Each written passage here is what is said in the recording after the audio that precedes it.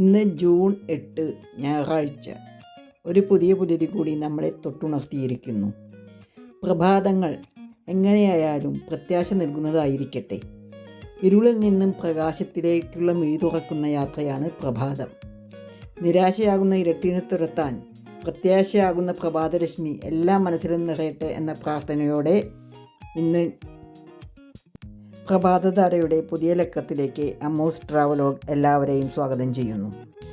ഇന്ന് ഞാൻ കേരളത്തിലെ ഒരു ഭാഗത്തുള്ള കടൽ തീരവും ഇവിടെ UK-യിലെ എക്സിറ്ററിൽ കാണുന്ന ഒരു കടൽ ഭാഗവും നിങ്ങൾക്ക് മുമ്പിൽ കാണിക്കുകയാണ്. ഈ രണ്ട് കടലിൻ്റെയും പ്രത്യേകതകൾ നോക്കൂ.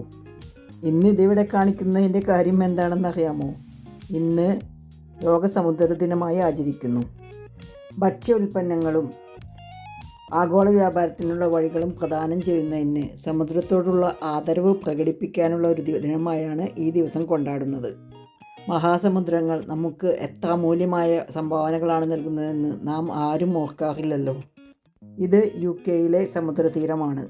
UK-യിലെ എക്സിറ്റർ എന്ന പ്രദേശത്തെ സമുദ്രതീരമാണ്. വളരെ മനോഹരമായ കാഴ്ചകൾ ഇവിടെ കാണാം. അതെല്ലാം പോകട്ടെ, നമുക്ക് സമുദ്രത്തിൻ്റെ കാര്യത്തിലേക്ക് തിരിച്ചു വരാം. നാം ശ്വസിക്കുന്ന ഓക്സിജൻ്റെ ഭൂരിഭാഗവും നൽകുന്ന സമുദ്രം നമ്മുടെ കാലാവസ്ഥയെ നിർണായകമായി സ്വാധീനിക്കുന്നുണ്ടെന്നുള്ള കാര്യവും നിങ്ങൾക്കറിയാം. അതുപോലെ തന്നെ നമ്മുടെ ഭക്ഷണത്തിന് വേണ്ട നല്ലൊരു ഭാഗം കടലിൽ നിന്നാണ് ലഭിക്കുന്നത്.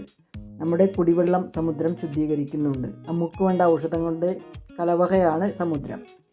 അതിനെല്ലാത്തിനും പുറമെ പൗരാണിക കാലം മുതൽ മനുഷ്യനെ ഇത്രയേറെ പ്രചോദിപ്പിച്ചിട്ടുള്ള ഭാവനാസമ്പന്നരാക്കിയിട്ടുള്ള മറ്റൊരു വസ്തുവുമില്ല.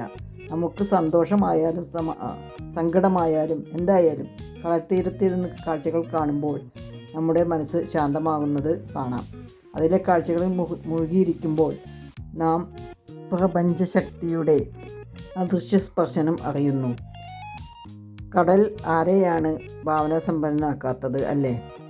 എന്നാൽ ഇതെല്ലാം സഹസ്രാബ്ദങ്ങളായി ചെയ്തു തരുന്ന സമുദ്രത്തോട് നാം എന്താണ് ചെയ്തത്? കടലിനെ ലോകത്തിൻ്റെ ചവറ്റുകുപ്പയും മാലിന്യ സംഭരണിയുമാക്കി മാറ്റി നാം. സമുദ്രസമ്പത്ത് വിവേചനമില്ലാതെ കൊള്ളയടിച്ചു. കടലിനടിയിലെ അടിസ്ഥാന ആവാസ കേന്ദ്രങ്ങൾ നശിപ്പിച്ചു. കടലിൻ്റെ സ്വാഭാവിക ഉൽപ്പാദനക്ഷമത ഇല്ലാതാക്കി നാം.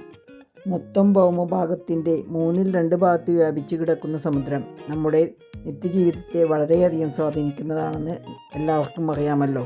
അക്വേറിയങ്ങൾ, ശാസ്ത്ര കേന്ദ്രങ്ങൾ, മ്യൂസിയങ്ങൾ, സമുദ്രാന്തരീക്ഷ പഠനം നടത്തുകയും പഠിപ്പിക്കുകയും ചെയ്യുന്ന കേന്ദ്രങ്ങൾ തുടങ്ങി ഒട്ടേറെ മേഖലകൾ സമുദ്രത്തെ ആശ്രയിക്കുന്നുണ്ട്. വേൾഡ് ഓഷ്യൻ നെറ്റ്വർക്കിലെയും ഓഷ്യാനിക് പ്രൊജക്റ്റിലെ യൂറോപ്യൻ അംഗങ്ങളും സമുദ്രത്തെ കാര്യക്ഷമമായ രീതിയിൽ ഉപയോഗിക്കുന്നതിനെക്കുറിച്ചും നല്ല രീതിയിൽ പരീക്ഷിക്കുന്നതിനെക്കുറിച്ചും പൊതുജനങ്ങളെ അവബോധമുള്ളവരാക്കുകയും പ്രവർത്തനങ്ങളിൽ പങ്കാളികളാക്കുകയും ചെയ്യുന്നു. ഭക്ഷ്യപദാർത്ഥങ്ങൾ, ഊർജം, കാലാവസ്ഥാ സന്തുലനം, സാമ്പത്തിക പ്രവർത്തനങ്ങൾ എന്നിങ്ങനെ പല മേഖലകളിലും സമുദ്രത്തിൻ്റെ പങ്ക് വലുതാണെന്ന സത്യം നമുക്ക് മറക്കാവുന്നതല്ല. വേൾഡ് ഓഷ്യൻ നെറ്റ്വർക്ക് ലോക സമുദ്ര ദിനം 5 ഭൂഖണ്ഡങ്ങളിൽ വളരെ ഊർജ്ജസ്വലമായി ആഘോഷിക്കുന്നുണ്ട്. യുനെസ്കോയുടെ ഇൻ്റർ ഗവൺമെൻ്റൽ ഓഷ്യാനോഗ്രാഫിക് കമ്മീഷൻ്റെ സഹായത്തോടെ ഈ സംരംഭത്തിന് ഐക്യരാഷ്ട്രസഭയുടെ ഔദ്യോഗിക അംഗീകാരത്തിനായി ശ്രമിക്കുകയാണ് ഈ സംഘടന ഇപ്പോൾ. ഇത്രയേറെ നമ്മുടെ ജീവിതത്തെ സ്വാധീനിക്കുന്ന സമുദ്രത്തെ സംരക്ഷിക്കേണ്ട ചുമതല നമ്മൾക്കില്ലേ? പ്ലാസ്റ്റിക് ഉപയോഗം പരമാവധി കുറയ്ക്കുക എന്നാണല്ലോ ഇപ്രാവശ്യത്തെ പരിസ്ഥിതി ദിന സന്ദേശം. ആ കാര്യം നമ്മൾ നിറവേറ്റിയാൽ തന്നെ കടലിനെ ഒരു പരിധിവരെ സംരക്ഷിക്കാൻ കഴിയും.